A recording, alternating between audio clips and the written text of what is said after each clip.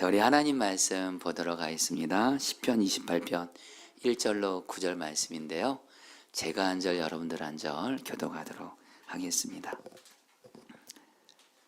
자, 우리 하나님을 경외함으로 하나님의 말씀을 이렇게 받들며 읽겠습니다. 1절 제가 먼저 읽습니다. 여호와여, 내가 주께 부르짖으오니 나의 반석이여 내게 길을 막지 마소서. 주께서 내게 잠잠하시면 내가 무덤에 내려가는 자와 같을까 하나이다. 2절 내가 주의 지성소를 향하여 나의 손을 들고 주께 부르짖을 때에 나의 간구하는 소리를 들으소서. 악인과 악을 행하는 자들과 함께 나를 끌어내지 마옵소서. 그들은 그 이웃에게 화평을 바라나 그들의 마음에는 악독이 있나이다. 4절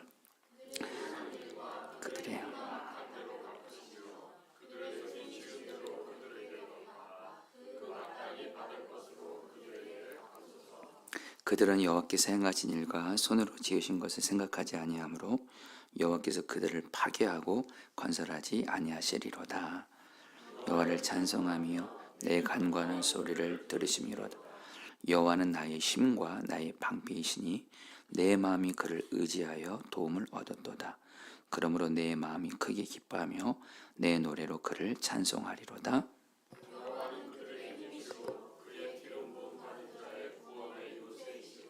9절 다 같이 읽겠습니다. 주의 백성을 구원하시며 주의 산업에 복을 주시고 또 그들의 목자가 되시어 영원토록 그들을 인도하소서. 아멘. 여러분, 우리가 주님과 동행하는 신앙생활하면서 너무도 중요한 거, 가장 중요한 것이라고도 말할 수도 있을 것 같아요. 그것은 뭐냐면 저 여러분들이 주님이 어떤 분인지를 아는 거예요. 정확히 말씀드리면 하나님 아버지는 어떤 분이시고 예수님은 어떤 분이시고 성령님은 어떤 분이시고, 여러분 이것을 성경적 용어로 주님의 성품을 안다고 말합니다. 여러분, 주님의 성품을 아는 것이 신앙생활할 때 절대적으로 중요합니다. 왠 줄 아세요? 우리는 주님이 어떤 분인지를 알게 되면 어떤 분인지 알게 되고 그 주님을 바라보게 되잖아요. 그런 주님이 어떤 분인지를 알고 그분의 성품을 바라보게 되면 내가 아니라 주님께서 나를 주님을 경외하는 자로 나를 변화시켜 주세요. 그래서 주님의 말씀을 순종할 수 있도록 저희들을 변화시켜 주세요. 여러분, 그래서 우리가 신앙생활할 때 주님이 어떤 분인지 주님의 성품을 아는 게 절대적으로 중요합니다. 여러분, 우리가 성경 묵상하죠. 여러분들 성경 왜 읽고 묵상하는 줄 아세요?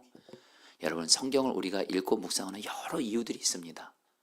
근데 여러분, 성경 말씀을 우리가 읽고 묵상하고 또 여러분들은 오늘 지금 목사인 제가 성경 말씀을 가지고 여러분들은 말씀을 듣고 있는데, 우리가 말씀을 읽고 묵상하고 듣고 공부하는 가장 중요한 이유가 뭐냐면 여러분, 이 성경을 계시라고 합니다. 계시. 바로 하나님 자신이 어떤 분인지를 계시한 것이 바로 이 성경 말씀이에요. 그러니까 이 성경 말씀을 읽고 묵상하고 공부하고 듣잖아요. 저 여러분들은 하나님이 어떤 분인지를 알게 돼요. 그러면서 그 하나님을 바라보게 되면 저 여러분들은 어떻게 돼요? 그 하나님을 경외하면서 하나님이 내게 주시는 말씀이 순종할 수 있는 자로 변화가 돼요. 그래서 여러분, 우리가 매일 성경 가지고 저희가 묵상할 때, 매일 성경 묵상할 때 중요한 질문 두 가지가 나오죠. 하나님은 어떤 분이십니까? 그리고 두 번째 질문이 뭐죠? 내게 주는 교훈은 무엇입니까? 근데 여러분, 이게 순서가 중요해요. 주님이 어떤 분인지를 먼저 우리가 알아야 돼요. 그러면 우리가 주님을 바라보게 되면 여러분, 주님이 내게 주시는 순종하라고 하시는 말씀이 있잖아요. 그 말씀을 우리가 주님을 어떤 분인지 알고 그분을 경외하게 되면서 순종이 되어지는 줄 믿습니다. 아멘이세요? 그러니까 여러분, 신앙생활은요, 여러분들 내가 어떤 하나님의 말씀을 막 순종하려고 애쓰는 것이 아니에요. 우리가 주님을 어떤 분인지 알게 되고 주님의 성품을 알게 되면, 그래도 그 주님을 바라보게 되면 그 주님께서 우리를 주님 말씀에 순종하도록 주님을 경외하는 자로 우리를 변화시켜 주시는 거예요. 그래서 여러분들, 저 같은 목회자도 설교할 때 정말 중요한 것이 있습니다. 그것은 뭐냐면 성도들에게 하나님의 말씀을 순종하라고 하기 전에 먼저 주님이 어떤 분인지를 알게 해야 돼요. 주님 말씀을 가지고 순종하라 여기에만 초점을 맞추면 율법적인 설교가 될 수 있어요. 여러분, 우리들의 힘과 노력으로는 하나님 말씀 순종이 안 됩니다. 그렇죠? 그런데 여러분, 우리가 주님이 어떤 분인지를 알게 돼요. 그리고 그 주님을 성품을 바라보게 돼요. 그러면 여러분, 우리는 주님의 말씀을 순종하게 되는 거예요. 그래서 저 같은 목회자도 설교할 때 설교의 초점이 주님의 말씀에 순종하라, 이건 두 번째예요. 더 중요한 게 있어요. 복음적인 설교는 뭐예요? 주님이 어떤 분인지를 성도들에게 말씀을 통해 알게 하고 그 주님을 바라보게 하는 거예요. 한 예를 들면 우리 성도님들 사랑하기 어려울 때 많죠. 사랑하기 어려운 사람 만날 때 여러분, 그럴 때 주님이 사랑하라 그랬으니까 사랑해야지 되던가요? 안 되던가요? 절대 안 됩니다. 그런데 여러분, 우리가 나 같은 죄인을 사랑하시는 주님을 바라보게 돼요. 정말 사랑이 크시고 어떤 영혼도 사랑하시고 나 같은 죄인도 사랑하시는 그 주님을 알게 되고 그 주님을 바라보잖아요. 그러면 그 주님을 바라보게 되면 그 사랑의 주님이 우리에게 사랑의 능력을 주셔서 어떤 사람도 사랑이 되어지게 하는 줄 믿습니다. 그래서 여러분들 정말 주님의 성품을 아는 것이 신앙생활에서 저는 제일 중요하다고 저는 믿어요. 자, 그런데 여러분, 이것은요 기도할 때도 동일합니다. 여러분, 기도할 때도요, 여러분들 주님이 어떤 분인지를 알고 주님의 성품을 알고 그걸 바라보면서 드리는 기도와 그냥 지금 내게 어떤 문제가 있으니까 간절한 기도 제목이 있으니까 여러분 그거 가지고 간절히 기도하는 것은 천지차이입니다. 하나님이 역사하시는 정도가 천지차이예요. 와닿게 말씀드리면요, 주님이 어떤 분인지를 알고 주님의 성품을 바라보면서 기도해요.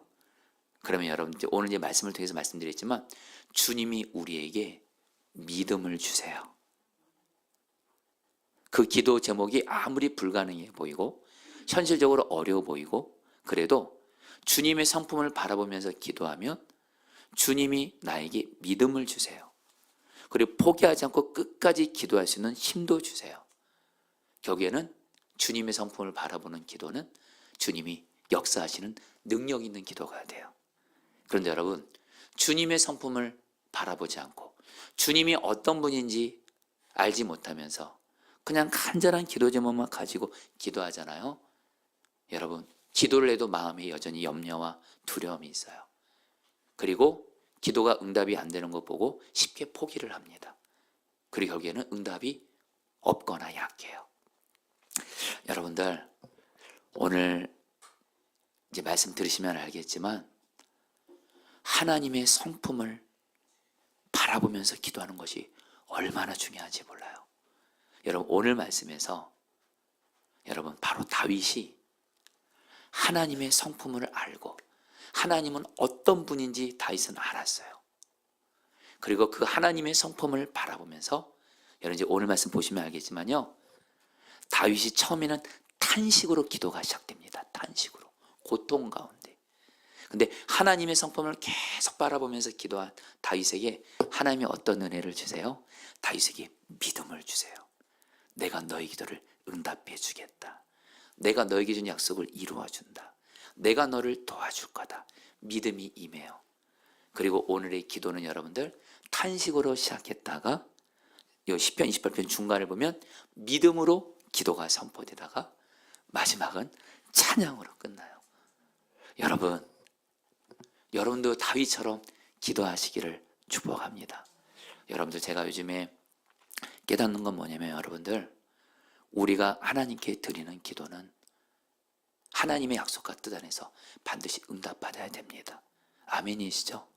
여러분, 제가 지난 주간도 여러 성도들 기가 막힌 어려움과 기가 막힌 여러분 힘듦 속에 있는 성도들을 만나면서 그분들을 섬기면서 제가 깨달은 게 뭐냐면 하나님이 정말 이분들의 기도를 들어줘야 돼요. 들어주지 않으면 이분들 죽어요. 들어주시지 않으면 이분들 이러다가 정말 진짜 죽을 것 같아요. 하나님이 이분들의 기도를 응답해 주셔야 돼요. 그런 가운데 제가 오늘 시편 28편 말씀을 묵상하면서, 여러분 다윗도 이제 오늘 말씀 보시면 알겠지만 하나님 내 기도 응답 안 해주면 나 죽어요, 이렇게 말해요. 다윗도요. 근데 중요한 건 다윗이 하나님의 성품을 계속 바라봐요.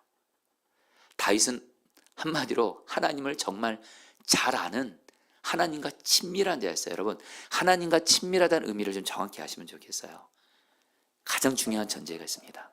하나님이 어떤 분인지를 아는 거예요. 할렐루야. 그리고 하나님의 성품을 붙잡고 기도하고 믿음과 순종으로 나아가는 거예요. 여러분들 오늘 우리도 다윗처럼 되기를 바라는데요.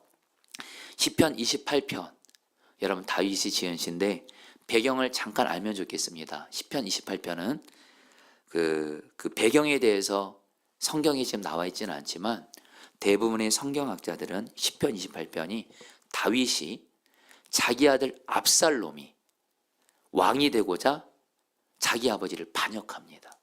여러분 우리가 잘 아는 대로 다윗에게 압살롬이라는 아들이 있었죠.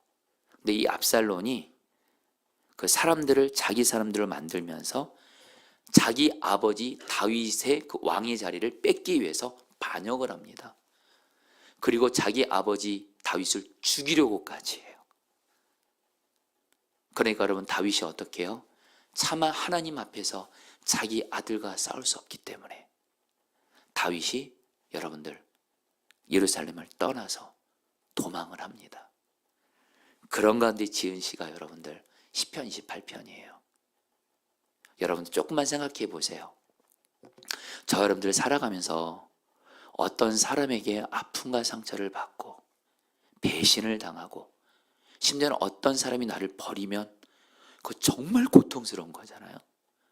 그런데 여러분들 그래도 끝까지 내 편이 돼줄 것 같고 나를 사랑해 줄 사람이 바로 가족이잖아요. 여러분 사실 우리가 정말 힘들 때가 뭐냐면 가장 가까운 사람이 나를 아프게 할 때예요. 나를 아프게 하고 내게 상처 주고 나를 괴롭히고 나를 배신하고 심지어 나를 버리는. 근데 여러분 다윗은요 바로 자기가 낳은 아들 압살롬이 자기를 죽이려고 한 거예요. 얼마나 여러분 고통스러웠겠어요. 그래서 여러분 시편 28편 이제 보시면 알겠지만 탄식으로 시작합니다. 탄식으로. 그리고 여러분 이 성경에서 그러면서 우리가 또 한 가지 알 게 뭐냐면 다윗은 자기 아들 압살롬이 자기를 죽이려고 한 것 때문에도 고통스러웠지만 또 하나 다윗이 고통스러운 게 있었어요. 압살롬이 반역하게 된 이것을 성경은 뭐라고 의도적으로 여러분 뭐라고 말하죠? 이걸 하나님이 다윗에게 주신 징계예요. 우리가 아는 대로 다윗이 이전에 우리아라는 남자의 아내인 밧세바를 성적으로 간음하고 그리고 나서 여러분들 그 밧세바의 남편 우리아까지 여러분 죽이잖아요. 다윗이 하나님 앞에 간음죄와 살인죄를 지어요. 그래서 하나님께서 성경을 보면 하나님이 이걸 통해서 다윗에게 징계를 허락하시겠다고요. 그 징계로서 차원으로서 다윗의 아들 압살롬이 다윗에게 반역을 한 거예요. 자 여러분 다윗이요 왜 갑절로 고통스러웠어요? 왜냐면요 다윗은 자기 아들로 인해서도 자기 아들이 자기를 죽이려고 하니까 그것도 말할 수 없이 고통스러운 가운데 또 하나 뭐예요? 이게 나의 잘못으로 인한 하나님의 징계로 인한 그러니까 이것도 얼마나 자책을 많이 했겠어요. 힘들었겠어요. 여러분 이거는 여러분 저도 저 자신을 돌아볼 때도 그렇고 우리 성도들도 그렇고 보면요 내게 어떤 문제와 고난이 생길 때 그것이 크고 어려운 문제 때문에도 고통스럽지만 내가 하나님 앞에 잘못한 것 때문에 이런 일이 생겼어요. 그렇게 말하는 성도들은요 엄청나게 고통을 겪더라고요. 여러분 다윗이 그랬다라는 거예요. 자 그런데 여러분들 근데 중요한 건 여러분들 다윗은요 자기가 너무도 엄청난 지금 문제를 만났어요. 자기 아들이 자기를 죽이려고 해요. 그리고 이 이 문제 또한 지난날 자기의 죄로 인해 하나님께 징계를 받은 거예요. 그것도 고통스럽겠지만, 그러나 다윗은 이걸로 끝내지 않습니다. 다윗은 이 어려움을 어떻게 이겨가는지를 알아요. 바로 그 핵심이 뭡니까? 하나님의 성품을 바라보는 거예요. 그러니까 하나님께서 다윗을 여러분 어떻게 하셨죠? 거기는 압살롬과 압살롬 따르는 자들을 하나님이 물리쳐 주세요. 그리고 다윗을 다시 왕의 자리로 회복시켜 주세요. 자, 성도님들, 우리 오늘 아이들도 그렇고 오늘 정말 중요한 말씀을 드리려고 합니다. 하나님의 성품을 아시고 오늘 이 밤에 다윗처럼 하나님의 성품을 바라보며 기도하시잖아요. 하나님께서 여러분들을 반드시 여러분들이 아무리 어렵고 큰 고통을 만났다 할지라도, 심지어 여러분들이 나의 잘못으로 인해서 정말 이것이 내 잘못으로 인해서 하나님께 징계로 받은 고난이라 할지라도 하나님은 반드시 하나님의 징계를 거두시고 우리에게 은혜와 복을 주시는 줄 믿습니다. 오늘 말씀의 핵심부터 볼까요? 1절 말씀 같이 보겠습니다. 여호와여, 읽겠습니다. 시작. 여호와여, 내가 주께 부르짖어오리니 나의 반석이여 내게 길을 막지 마소서. 주께서 내게 잠잠하시면 내가 무덤에 내려가는 자와 같을까 하나이다. 여러분, 이 말씀이요 좀 쉽게 다윗이 이렇게 말하는 겁니다. 하나님, 내가 하나님께 부르짖는데 귀를 막지 마세요. 여러분, 이게 원어로 보니까요 하나님이 귀머거리 같다는 뜻이에요. 어떻게 다윗이 이런 표현 썼을까요? 다윗이 그렇게 하나님께 기도를 했는데 하나님이 마치 귀머거리가 된 것처럼 자기 기도를 응답 안 해주신 거예요. 그러니까 다윗도 뭐라 그래요? 주께서 내게 잠잠하시면 내가 무덤에 내려가는 자와 같을까 하나이다. 쉽게 말하면 하나님이 계속 내 기도 응답해 주지 않으시고 침묵하시니까 이러다 나 무덤에 내려가는 자처럼 나 죽겠습니다, 이런 거예요. 여러분, 쉽게 말하면요 하나님 계속 저에게 침묵하시는데 나 이러다 죽습니다, 이 탄식이에요. 자, 여러분들, 우리도 이런 경험 반드시 합니다. 신앙생활하면서 지금 다윗도 지금 너무도 절박한 문제가 있어요. 여러분, 자기 아들이 다윗을 죽이러 간대도요. 이거 절박한 문제잖아요. 이거 꼭 구원받아야 되는데 너무도 힘든 문제인데 하나님께 기도를 했다는 거예요, 다윗이요. 근데 하나님이 귀머거리가 된 것처럼 다윗의 기도를 침묵하시는 거예요. 잠잠하시는 거예요. 그러니까 다윗도 하나님, 나 이러다 죽습니다. 하나님 계속 저에게 잠잠하시면 나 죽습니다, 이렇게 기도한 거예요. 우리 성도님들도 지금 그런 분들 있을 수도 있어요.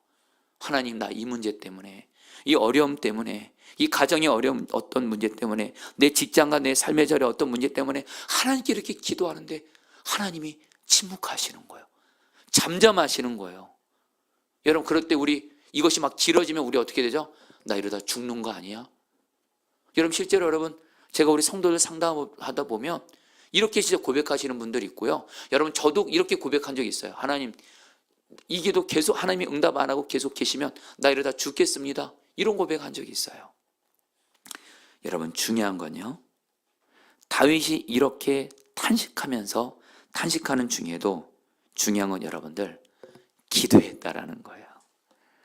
여러분들, 정말 다윗은요 하나님께서 너무 귀한 게 하나님이 침묵하시고 잠잠하고 그래서 자기가 죽을 것 같은데도 여전히 다윗은 계속 기도해요. 기도만큼은 포기하지 않아요. 할렐루야. 여러분, 저는 성경을 의지해서도 말씀드립니다. 기도를 포기만 하지 않잖아요. 반드시 우리의 기도는 간증을 남게 하는 줄 믿습니다. 그러나 기도 포기하잖아요. 상처만 남는 거예요. 그럼 여러분, 우리는 질문해야 돼요.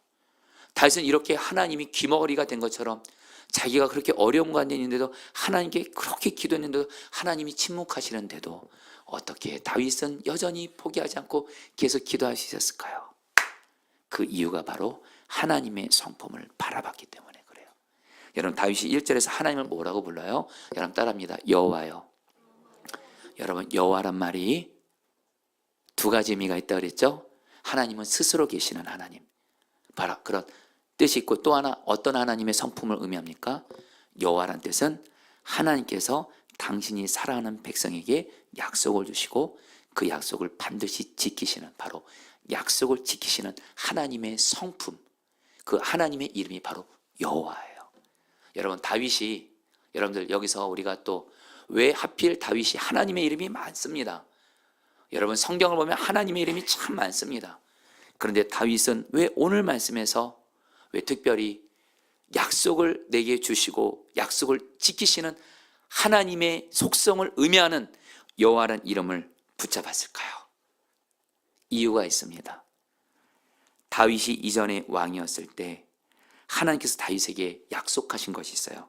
그 약속이 뭐냐면요, 하나님께서 다윗이 하나님을 너무 사랑하니까, 하나님의 집을 너무 사랑하니까 하나님이 다윗에게 엄청난 약속을 해요. 사무엘하 7장 16절 세 번에 읽겠습니다.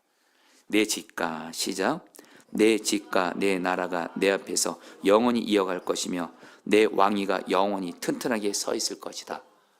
하나님이요, 다윗에게 어떤 약속을 하냐면요, 다윗이 하나님을 정말 사랑하는 거예요. 그러니까 내가 너에게 약속 주는데 내가 너와 너의 집을 친히 세워주겠다. 그래서 너의 집에서 왕들이 영원히 나올 것이다. 약속을 하신 거예요. 실제로 여러분들 구약의 역사를 보면요, 다윗의 후손들이 계속 이스라엘의 왕이 되고요, 결국엔 다윗의 후손에서 만왕의 왕이신 누가 오시죠? 예수님까지 오시죠. 근데 여러분, 다윗이 이 약속을 붙잡은 거예요. 왜요? 지금 압살롬과 바로 하나님을 대적하고 하나님을 반역하는 압살롬과 그를 따르는 자들이 다윗을 죽이려고 하고 다윗의 왕위를 차지하려고 하니까 이 하나님의 약속을 흔드는 거예요. 이대로 압살롬과 그를 따르는 자들이 다윗을 죽이면요, 여러분들, 하나님이 다윗과 그의 후손들에게 왕위가 영원히 견고히 하리라는 이 약속이 무너지는 거예요. 비록 압살롬이 다윗의 아들이긴 했지만 여러분, 압살롬은요, 하나님과 하나님을 반역하는 자예요. 이런 자가 왕이 되면 안 돼요. 근데 하나님이 다윗에게 주신 약속이 흔들리는 거예요. 이때 다윗은 약속을 지키신 하나님을 바라봅니다. 그리고 여러분, 오늘 성경이 직접적으로 말하지 않았지만 하나님은 반드시 다윗에게 말합니다. 내가 너에게 약속한 대로 너의 왕위를 영원히 지켜줄 거야. 여러분, 바로 이게 바로 하나님의 성품을 바라보면서 기도하시는 거예요. 여러분들 기도하실 때요, 잠잠히 먼저 나의 어떤 어려움을 문제를 만나도 하나님이 내게 주신 약속이 있습니다. 그리고 여러분들이 하나님을 바라보게 되면 내게 약속을 주시고 약속을 이루시는 하나님을 바라보게 되잖아요. 반드시 하나님이 여러분에게 주신 약속을 생각나게 하십니다. 아멘이시죠? 그리고 그 약속을 약속을 지키시는 신실하신 하나님의 성품을 바라보잖아요. 여러분, 그 하나님께서 우리에게 약속을 붙드는 믿음을 주셔서 우리는 포기하지 않고 기도하게 되는 줄 믿습니다. 우리 성도들 중에 어쨌든 그렇게 말씀하신 분이 계세요. 목사님, 저 이제 기도하다 지쳤어요. 기도해도 안 돼요. 어차피 너무 오랫동안 기도했고 그래서 안 돼요. 그래서 기도 포기했어요. 기도해도 힘이 없어요. 이제는 기도가 안 나와요. 여러분, 저는 그분들의 심정을 충분히 이해합니다. 근데 그분들의 안타까운 한 가지가 있어요. 그래도 다윗처럼 약속을 지키시는 하나님의 성품을 바라보게 되잖아요.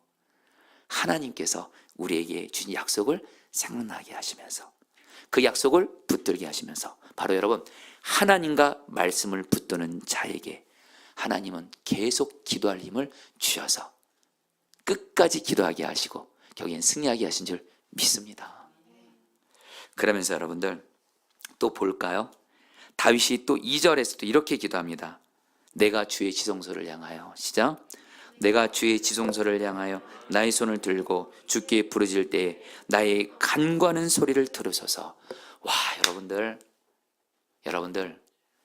다윗이 지금요 어떤 상황이냐면 그 당시 예루살렘 성에 하나님의 임재를 상징하는 언약궤를 모시고 있는 성소가 있었습니다. 성막. 아직 다윗 시대는 성전이 없었잖아요. 솔로몬 시대에 성전이 지어졌고 다윗 때는 하나님의 임재, 바로 하나님이 함께 하시는 걸 상징하는 언약궤가 모셔져 있는 성막이 있었는데 이것이 예루살렘 성에 있었어요. 근데 지금 다윗은요, 압살론의 그 반역에 의해서 지금 예루살렘 성을 떠나서 지금 광야로 도망하는 중에 있습니다. 근데 여러분, 오늘 말씀에서 다윗은 어떻게 해요? 주의 지성소를 향하여 손을 들고 하나님께 기도합니다. 여러분, 다윗은 또 어떤 하나님의 성품을 알았을까요? 비록 다윗은 하나님의 임재를 상징하는 언약궤가 있는 성막, 비록 그것을 떠나고 있지만 다윗은 여전히 그 성막을 보면서 하나님이 여전히 살아계신다, 나와 함께 하신다, 바로 살아계셔서 함께 하시는 하나님을 바라보며 기도한 거예요. 여러분, 다윗이 주의 지성소를 향해서 손을 들었다는 얘기는 바로 저 예루살렘 성에, 지금 다윗은 지금 예루살렘 성 성막 있는 곳과 멀리 떨어져 있어요. 그러나 다윗은요, 멀리 떨어져 있었어도 저 지성소에, 저 성소에 하나님의 임재를 상징하는 성막이 있고 저곳에 하나님이 계시고 하나님이 나와 함께 하시고 나의 기도를 들으시지 하면서 손을 들고 살아계시고 자기와 함께 하신 하나님을 바라보며 기도한 거예요. 여러분, 우리가 알아야 될 하나님의 중요한 속성이 있습니다. 여러분 따라합니다. 하나님은 나와 함께 하시는 하나님. 할렐루야. 여러분, 여호와 삼마라는 말이 있습니다. 여호와께서 거기에 계신다. 하나님이 우리와 함께 계신다는 거예요. 신약에서는 임마누엘이라고 하죠. 하나님이 우리와 함께 하신다. 다윗은 나와 함께 하시는 하나님을, 그 속성을 붙들고 기도한 거예요. 그런데 여러분들, 저와 여러분들은요, 다윗보다 훨씬 더 큰 복을 받은 자예요. 왠지 아세요? 다윗은 지금 하나님의 임재를 상징하는 성막이 멀리 떨어져 있어요. 그거 바라보면서도 하나님은 살아계셔, 여전히 나와 함께하고 계셔 기도했거든요. 저와 여러분들은 지금 어떤 시대인가요? 하나님 아버지의 영, 그리고 하나님 보좌 우편에 앉아 계신 예수님의 영이신 성령님이 지금 우리 마음에까지 오셔서 우리와 너무도 가까이 하고 계세요. 좀 와닿게 말할까요? 지금 주님 우리 마음에 계세요. 우리 앞에 계세요. 내 옆에 계세요. 내 뒤에 계세요. 나를 둘러싸고 계세요. 주님 바로 내 앞에 있어요. 그 하나님을 여러분 오늘 기도하세요. 하나님의 어떤 성품이요? 하나님은 나와 함께 계신다. 그 하나님을 바라보면서 기도하면요, 그게 바로 여러분 능력 있는 기도예요. 제가 그러면서 생각난 말씀이 있어요. 히브리서 11장 6절, 믿음이 없이는 하나님을, 같이 읽겠습니다. 시작. 믿음이 없이는 하나님을 기쁘시게 하지 못하나니 하나님께 나아간 자는 반드시 그가 계신 것과 또한 그가 자기를 찾는 자들에게 상 주시는 이심을 믿어야 할지니라. 여러분, 이 말씀 잠깐 그대로 봐주세요. 믿음이 없이는 하나님을 기쁘시게 못한다. 여러분, 하나님을 기쁘시게 하는 자를 하나님이 기쁘시게 다른 거 아닙니다. 믿음을 갖는 건데 어떤 믿음이에요? 믿음의 내용이 나오는데 하나님께 나아간 자는 반드시 하나님이 계신 것과, 여기서 하나님이 계신다는 의미는 두 가지예요. 하나님은 살아계신다, 나와 함께 하신다. 할렐루야. 그리고 하나님은 자기를 찾는 자에게 반드시 상 주신다. 믿으라는 거예요.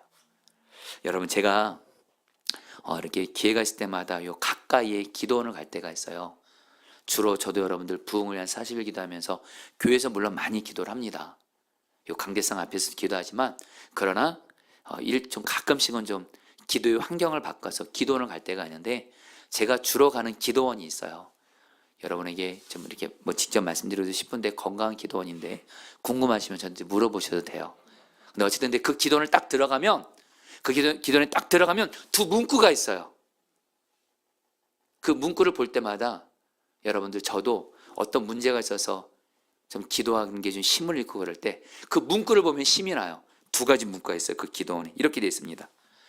첫 번째 문장, 그래도 하나님은 살아계십니다. 두 번째 문구, 그래서 우리는 기도합니다. 제가 이 문구를 볼 때마다, 맞아, 하나님은 살아계시지, 나와 함께하고 계시지, 그래서 나는 기도하지. 여러분, 오늘 다윗이 그랬다라는 거예요. 여러분들, 제가 이전에 작년에 여러분들 기억할지 모르겠지만 주일마다 사도년 설교를 했었잖아요. 작년에 어떤 일이 있었냐면 제가 사도행전 주일 설교를 할 때 어떤 문제로 인해서 제가 해를 입을까 봐 굉장히 두려웠던 적이 있었어요. 이 문제가 해결되지 않으면 분명히 제가 해를 입어요. 어려움을 겪어요. 두렵더라고요.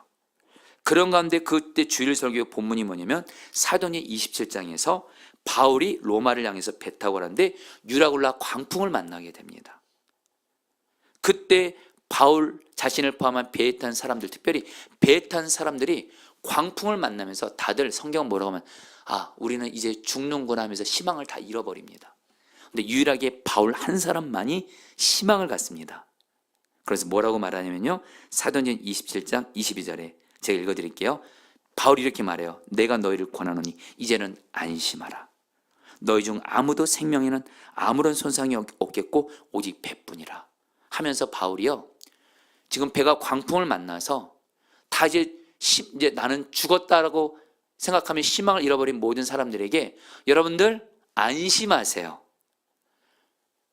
하나님이 여러분들의 생명을 지켜주세요. 보호해주세요. 그 근거가 뭐냐? 하나님이 어젯밤 나에게 말씀하셨어요. 너와 배에 탄 사람들 내가 지켜주겠다. 나는 이 말씀을 믿기에 여러분들 안심하세요. 여러분, 제가 이 말씀을 준비하는데 하나님이 저에게도 천둥 같은 음성으로 말하더라고요. 안심하라! 그러시더라고요. 내가 너와 함께하고 있고 내가 반드시 너를 해받지 않도록 지켜줄 거야. 여러분, 이 말씀을 붙들고 안심하라는 한 약속을 붙들고 하나님이 나와 함께 계심을 믿고 나아갔을 때 정말 하나님께서 여러분들 저를 해를 입을 수 있는 그 문제를 이길 힘도 주시고 결국엔 그 문제 때문에 해 전혀 안 받게 하시고 오히려 하나님의 역사를 보게 하시더라고요. 여러분, 오늘 다윗처럼 하나님의 성품을 바라보면서 기도하시잖아요. 여러분에게도 동일한 역사가 임하는 줄 믿습니다. 그러면서 여러분, 이거는 제가 간단히만 나눠보죠. 3절 말씀 같이 읽어볼까요? 악인과 악을 행하는 자들과, 읽겠습니다. 시작. 악인과 악을 행하는 자들과 함께 나를 끌어내지 마옵소서. 그들은 그 이웃에게 화평을 말하나 그들의 마음에는 악독이 있나이다. 4절까지 읽겠습니다. 그들이 하는 일과 그들의 행위가 악한 대로 갚으시며 그들의 손이 지은 대로 그들에게 갚아 그 마땅히 받을 것으로 그들에게 갚으소서. 여러분, 이 말씀이 무슨 뜻이냐면요, 여러분, 이 말씀에도 또 엄청난 은혜가 있다는 거 아십니까? 여전히 다윗은 하나님의 성품을 바라보고 있어요. 여러분, 오늘 시편 28편도 그렇고요, 여러분 앞으로 시편을 볼 때도 그렇고요, 성경을 볼 때도 그렇고요, 성경은요 가장 중요한 메시지는 뭐냐면 여러분, 성경에 나오는 사람들이 주인공이 아니에요. 성경의 주인공은 하나님이세요. 그 하나님을 아는 거예요. 다윗은 계속해서 하나님의 성품을 압니다. 아까 말씀드린 대로 여호와 하나님, 약속을 지키시는 하나님, 그리고 나와 함께 하시는 하나님, 그리고 오늘 말씀에서 뭐라고 말하냐면요, 하나님, 저 악을 행하는 자들, 바로 압살롬과 그를 따르는 자들을 그들을 심판해 달라고 하세요. 심판해 달라고 하나님께 기도해요. 근데 여러분, 다윗이 근데 이렇게 말해요. 근데 하나님, 나는 심판하지 마세요. 이렇게 말해요. 왜냐하면 나는 의롭기 때문에. 여러분, 다윗이 이렇게 기도한 거예요. 다윗은 어떤 하나님의 성품을 바라보면서 기도했을까요? 공의 하나님의 성품을 바라보면서 기도했어요. 여러분, 공의 하나님이 여러분 무서운 거 아닙니다. 공의 하나님은요, 악을 심판하세요. 마귀를 심판하세요. 할렐루야. 그리고 의인에게는 은혜와 복을 주세요. 이게 바로 공의 하나님이에요. 그런데 여러분들, 오늘 이제 우리가 하나 궁금한 게 있어요. 다윗은 압살롬과 압살롬을 따르는 자들이 하나님을 반역해서 하니까 악한 자 맞거든요. 하나님 심판해 주세요. 근데 여러분, 다윗은 근데 나를 그들과 함께 심판하지는 마세요. 나는 의로운 자예요. 여러분, 다윗이 의로운 사람일까요? 지금 다윗이 압살롬의 반역을 이 하나님의 징계를 받은 게 그 이유가 뭐라고요? 다윗이 간음죄를 졌대도요, 살인죄를 졌대도요. 어떻게 그런 죄를 지어놓고 뻔뻔하게 하나님, 저 악한 자들은 심판하시고 나는 의로우니 나는 심판하지 마시고 나에게 징계를 거두시고 은혜와 복을 주세요. 여러분, 다윗이 여기서 공의 하나님의 성품을 바라보면서 붙잡은 중요한 하나님의 성품이 있어요. 뭐냐? 성도들 잘 들으십시오. 다윗은요, 자기가 아무리 큰 죄를 짓고 죄를 많이 지어도 하나님은 한결같이 나를 사랑하시고 내가 죄를 진실하게 회개하면 나를 언제나 용서하시는 은혜의 하나님, 자비의 하나님, 사랑의 하나님, 이 하나님의 성품을 바라보면서 기도한 거예요. 그러니까 담대하게 공의의 하나님을 바라보면서 하나님, 저 악한 자는 심판하시고 나는 하나님 앞에 진실함으로 회개했사오니. 여러분, 우리가 알 것이 있어요. 성경에서 말하는 의인은요, 죄를 안 짓는 사람이 의인이 아니고요. 자, 여러분들 중에 만약에 죄를 안 짓는 사람이 의인이라면 여기서 누가 지금 의인이겠어요? 여러분, 죄를 안 짓는 사람이 의인이 아니라 죄를 하나님 앞에 회개하는 사람이 의인인 줄 믿습니다. 야고보서 5장 10절 말씀 한번 읽어볼까요? 그러므로 너희 죄를 읽어보겠습니다. 시작. 그러므로 너희 죄를 서로 고백하며 병이 낫기를 위하여 서로 기도하라. 의인의 간구는 역사하는 힘이 크미니라. 이 말씀 보세요. 너희가 죄를 서로 고백하며 회개하면. 의인의 간구, 여기서 말하는 의인은요, 회개하는 사람이에요. 여러분, 회개하는 사람이 의인인 줄 믿습니다. 다윗은 어떤 하나님의 성품을 붙잡았어요? 비록 내가 연약해서 간음죄도 지고 살인죄도 졌지만 다윗은 하나님 앞에 그 죄를 진실함으로 회개합니다. 그리고 하나님이 다윗을 향해서 선포합니다. 내가 너희 죄를 용서하고 사랑하노라. 다윗은 이 하나님의 성품을 굳게 붙잡고 하나님, 나 의로우니까 나에게 은혜와 복을 주옵소서 기도하신 거예요. 여러분, 저는 우리 성도님들이 이 바로 나는 진실로 회개하는 자를 의롭다 여기시고 우리가 아무리 큰 죄를 지어도 회개하면 용서하시고 사랑하신 그 하나님의 성품을 바라보면서 기도하시기를 축복합니다. 여러분, 우리가 기도할 때 제일 많이 걸림돌이 되는 게 뭔지 아세요? 내가 하나님 앞에 죄 지어서 어떡하지? 내 잘못 때문에 이런 고난이 왔어. 이것이 우리의 기도를 막습니다, 여러분들. 근데 여러분들 꼭 기억하세요. 하나님은 예수 그리스도의 십자가 보혈의 은혜로 우리가 죄를 지어도 변함없이 사랑하시고 용서하시는 하나님이세요. 나의 어떠함이 아니라 주님의 은혜와 자비 때문에 우리는 의롭게 된 줄 믿습니다. 이걸 아는 사람은요, 죄책감 갖지 않습니다. 죄는 회개는 하지만요, 하나님 앞에 담대하게 기도해요. 여러분들 아멘이세요? 여러분, 히브리서 10장 19절. 그러므로 형제들아, 우리가 예수의 피를 힘입어 성소에 들어갈 담력을 얻었나니. 성도님들, 저러분들이 하나님 앞에 담대하게 믿음을 가지고 나갈 근거는 예수의 피를 힘입어 예수님의 보혈을 지어서 회개하는 우리를 주님은 의롭다 여기세요. 반드시 우리에게 심판이 아닌 은혜의 복을 주시는 줄 믿습니다. 이제 여러분들, 이제 시황에서 여기까지만 말씀을 나누고 마쳐야 될 것 같아요. 6절 말씀, 7절 말씀을 같이 읽겠습니다. 여호와를 찬송하며 같이 읽겠습니다. 시작. 여호와를 찬송하며 내 간구하는 소리를 들으시미로다. 7절도 읽겠습니다. 시작. 여호와는 나의 힘과 나의 방패이시니 내 마음이 그를 의지하여 도움을 얻었도다. 그러므로 내 마음이 크게 기뻐하며 내 노래로 그를 찬송하리로다. 여러분들, 6절을 제가 3번을 읽어드릴게요. 잘 들어보세요. 애원하는 나의 간구를 들어주셨으니 주님을 찬양하여라. 여러분, 다윗이요, 지금 여전히 압살론 이 문제 해결되지 않았어요. 근데 다윗이 뭐라고 말하는지 아세요? 하나님이 내 기도를 응답하셨다. 그러니 하나님을 찬양하여라. 그래서 믿음으로 선포합니다. 하나님은 나의 힘이시다. 나의 방패이시다. 하나님이 나를 도와주신다. 그래서 내가 하나님을 찬송한다. 여기서 질문을 해야 돼요. 조금 전까지 탄식으로 기도를 시작했던 다윗은 어떻게 이렇게 하나님 앞에 기도 응답을 확신할 수 있었을까? 여전히 압살론 이 문제 해결 안 됐습니다. 근데 다윗은 여러분들, 여기서 진리가 나오는 거예요. 하나님이 어떤 분인지를 알고 약속을 지키시는 하나님, 나와 함께 하시는 하나님, 내가 비록 죄를 지었어도 내가 죄를 회개하면 언제나 나를 용서하시고 나를 의롭게 여기시고 나에게 심판을 거두시고 은혜와 복을 주시는 하나님을 다윗은 계속 바라보는 순간 하나님이 다윗의 마음에 확신을 주신 거예요. 내가 너의 기도를 응답 파겠다. 내가 너에게 힘을 주겠다. 내가 너의 방패가 되겠다. 내가 너를 보호해 주겠다. 내가 너를 도와주겠다. 다윗에게 믿음이 임해서 하나님을 찬양한 거예요. 여러분도 오늘 이렇게 기도하게 되시기를 축복합니다.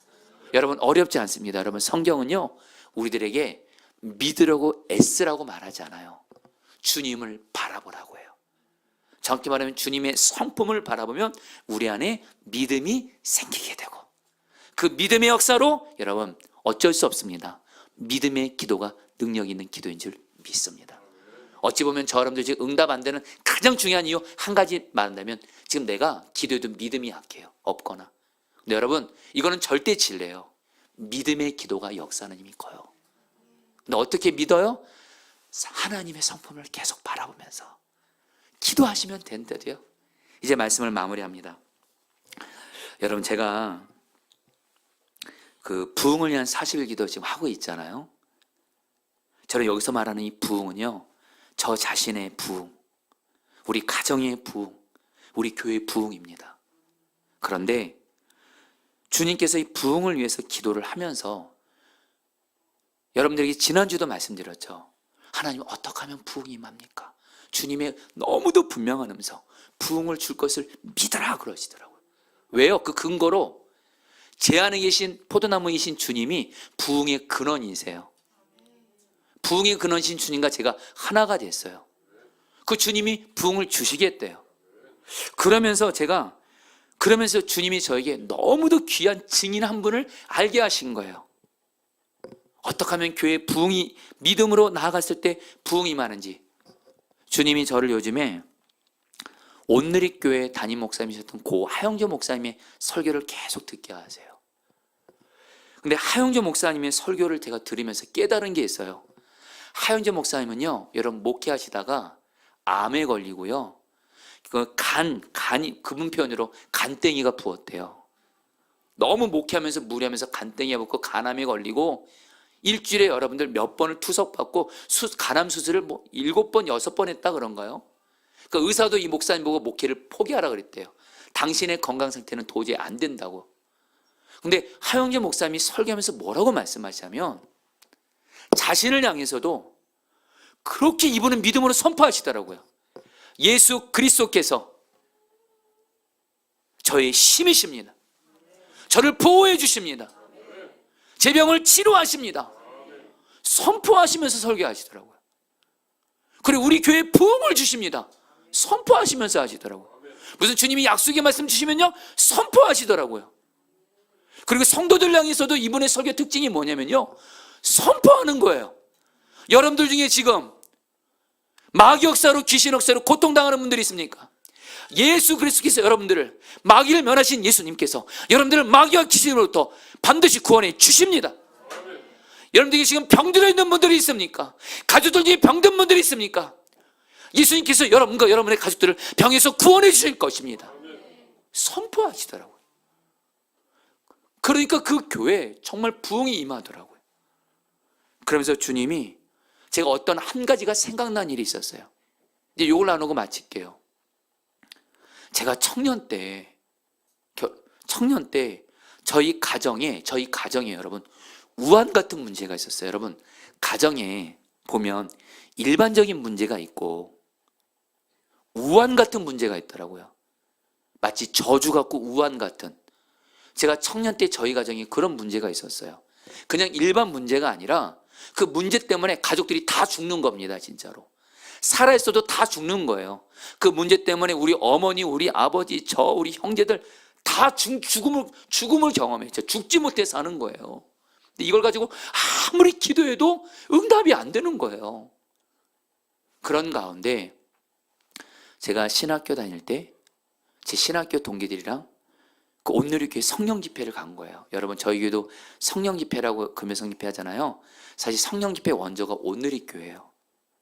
제가 제 동기들과 온누리교회 성령 집회를 갔는데 그 예배당에 성도들이 꽉 찼더라고요. 젊은 청년들까지.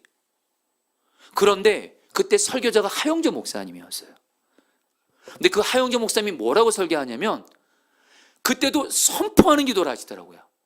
그러면서 뭐라고 말씀하지? 여러분, 지금 여러분의 삶에, 여러분의 가정에 도저히 여러분의 능력으로 해결할 수 없는 저주와 같은 우환 같은 문제들이 있습니까? 여러분의 가정에 어떤 마른 뼈도 살리시는 성령님이 여러분의 가정을 다스리시면, 어떤 마른 뼈도 살리시는 성령님이 여러분의 가정을 기름 부어주시면 그 문제는 해결됩니다 그러시는 거예요. 너무 확신 있게 말씀하시더라고요. 제가 그 말씀을 붙들고 제가 그때 기도했던 걸 지금도 기억해요. 하나님 앞에 우리 가족들을 다 죽게 만드는 그 우환 같은 문제를 향해서 주님, 어떤 마른 뼈도 살리시는 성령님, 우리 가정이 우환 같은 문제를 살려주세요. 성령님이 역사하시면 사는 줄 믿습니다. 구원하신 것을 믿습니다. 계속 기도하는 거예요. 한 30분 정도 기도했을까요? 제 마음에 믿음이 오더라고요. 됐다 그런 마음이 더라고요. 그리고 집에 돌아갔어요. 그리고 나서 얼마의 시간이 지나서 그렇게 기도해도 응답이 안 됐던, 우리 가족들을 다 죽게 만들 것 같은 그 우환 같은 문제에서 주님이 우리 가정을 구원해 주시더라고요. 저는 저도 선포하면서 기도해야 되겠다. 할렐루야. 여러분들, 우리 오늘 믿음으로 하나님의 성품을 바라보며 믿음으로 기도하시기를 축복합니다. 우리 같이 함께 찬양할까요? 하나님의 사랑을 사모하는 자.